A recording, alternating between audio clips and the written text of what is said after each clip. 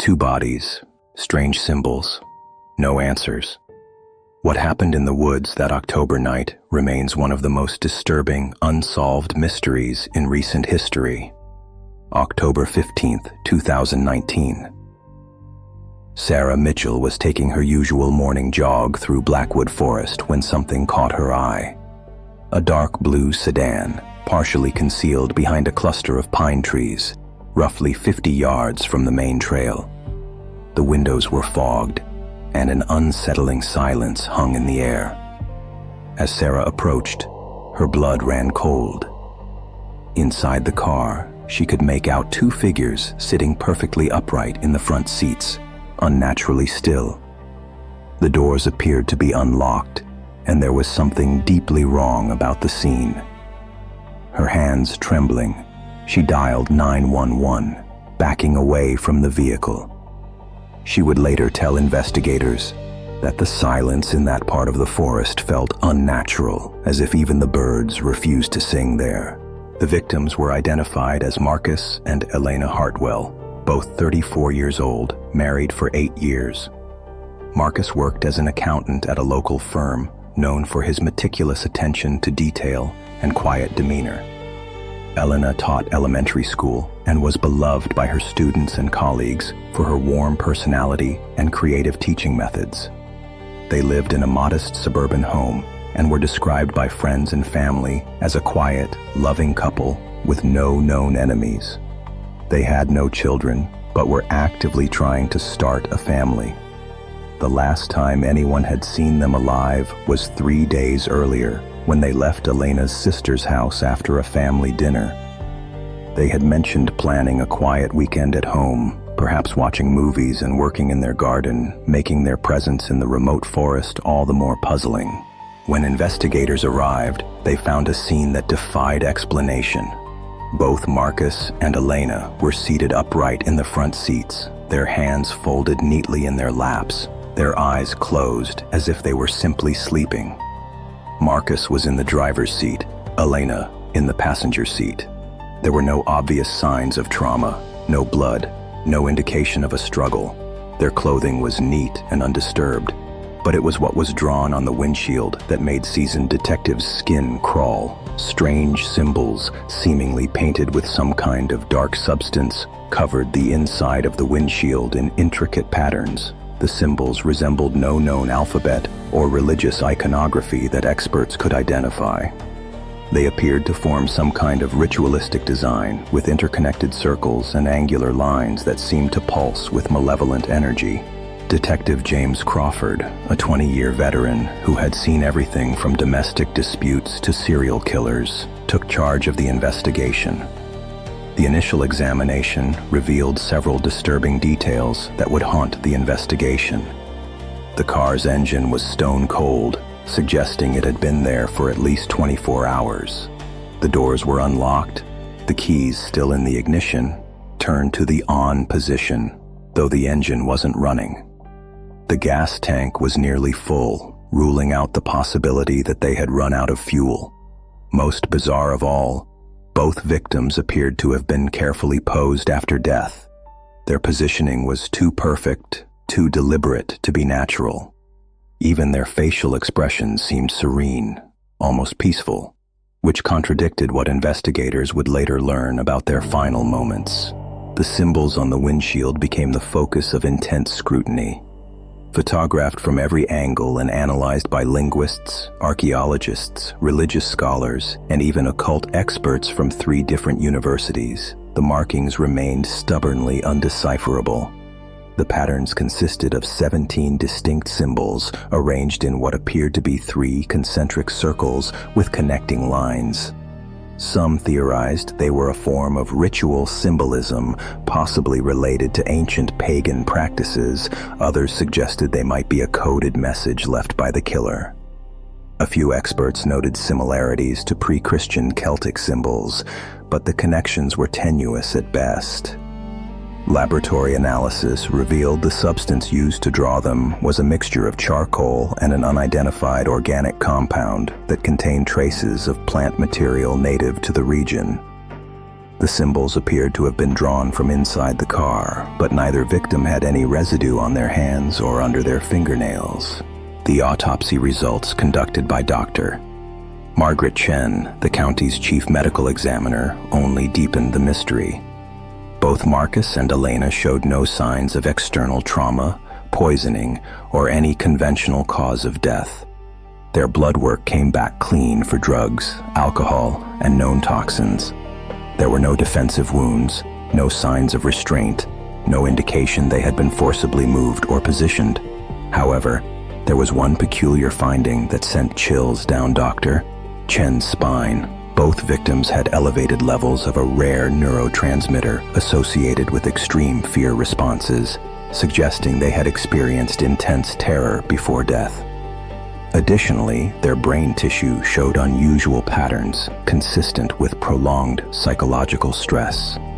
The official cause of death was listed as undetermined, making this one of the few cases in Dr. Chen's 20-year career where she couldn't provide answers to grieving families. Investigators dove deep into the couple's digital footprint, hoping to find clues about their final days. Their cell phones were found in the car, Marcus's in his jacket pocket, Elena's in her purse. Both phones showed no activity after 8:47 p.m. on October 12th, exactly when their GPS signals disappeared near the forest entrance. The last text message Elena had sent was to her sister at 8:45 p.m., simply saying, "Heading home now. Love you."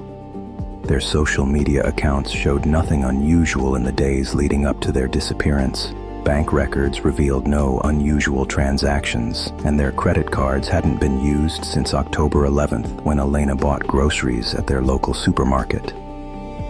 Security cameras along their usual route home showed their car passing through downtown at 8:52 p.m., but there was no footage of them entering Blackwood Forest. The nearest traffic camera was 3 miles from the forest entrance, creating a frustrating gap in the timeline. As the investigation continued, researchers uncovered disturbing details about Blackwood Forest's history.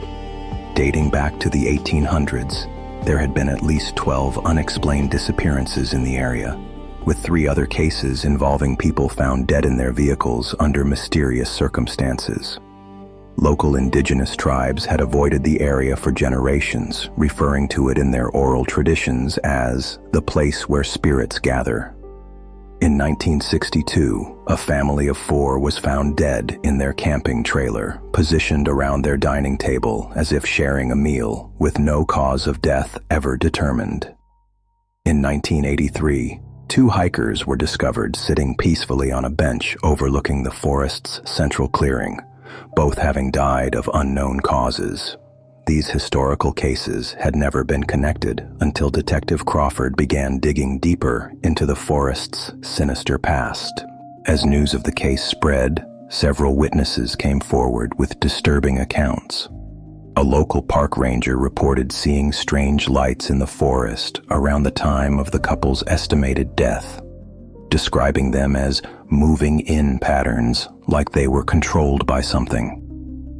3 separate motorists claimed to have seen the Hartwell's car driving slowly along forest roads on the night of October 12th, but with only the driver visible, Elena apparently absent from the passenger seat. These sightings were impossible to verify, but they added to the growing sense that something supernatural might be at work. Various theories emerged among investigators and the public. Some believed the couple had been targeted by a cult that used the forest for ritual killings. Others suggested they might have been victims of an elaborate murder-suicide staged to look like something else. A few investigators privately wondered if they were dealing with something beyond conventional explanation. A possibility they couldn't officially acknowledge but couldn't entirely dismiss. After 18 months of exhaustive investigation, leads began to dry up. The FBI's Behavioral Analysis Unit reviewed the case, but couldn't develop a useful profile of a potential suspect. Extensive searches of the forest using ground-penetrating radar and cadaver dogs revealed nothing. The symbols were sent to cryptographers and codebreakers around the world, but remained indecipherable.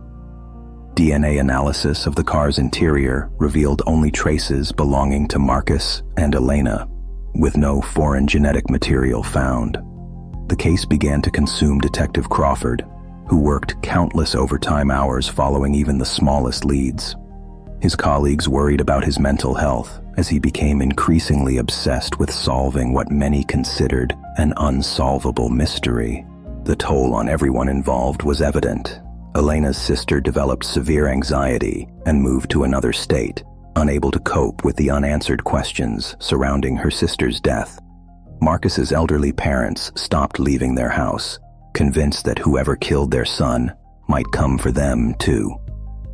Detective Crawford began experiencing nightmares about the symbols on the windshield, sometimes waking up with the strange markings fresh in his mind, as if his subconscious was trying to decode their meaning. After 2 years on the case, he took early retirement, telling his captain that some cases follow you home and never leave. The case was officially transferred to a younger detective, but by then, the trail had gone completely cold. Today, over 4 years later, the case remains officially open but inactive. The car has been returned to Elena's family, though they chose to have it destroyed, unable to bear the thought of anyone else driving the vehicle where their loved one died. The section of Blackwood Forest where the couple was found has become an unofficial memorial site, with flowers, candles, and remembrance items regularly left by visitors, family members, and amateur investigators who still hope to find answers. Local paranormal investigators frequently visit the site, claiming to detect unusual electromagnetic readings and temperature fluctuations, though none of their findings have provided concrete leads. For those who knew Marcus and Elena, the questions remain as haunting as ever. Who brought them to those woods? What do the symbols mean? How did they die so peacefully, yet in such apparent terror? And perhaps most disturbing of all, could it happen again? In the world of true crime, some mysteries are never meant to be solved, leaving us with nothing but questions that echo through the darkness of the unknown, reminding us that there are still things in this world that defy explanation.